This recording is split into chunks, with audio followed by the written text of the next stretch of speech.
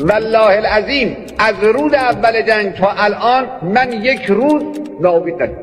همون روزی که خبر می آمد که فلان نقطه استراتژیک مهم رو الان که عراقی‌ها بیان بگیرن یالا یه عده بلندشن برن که غم تظاهر میگرفت، همون وقت والله من ناامید نشدم. یعنی مطمئن بودم و امیدوار بودم که آینده مال ما، و الان بیشتر از همیشه میدونیم و امیدواریم که آینده مال ما.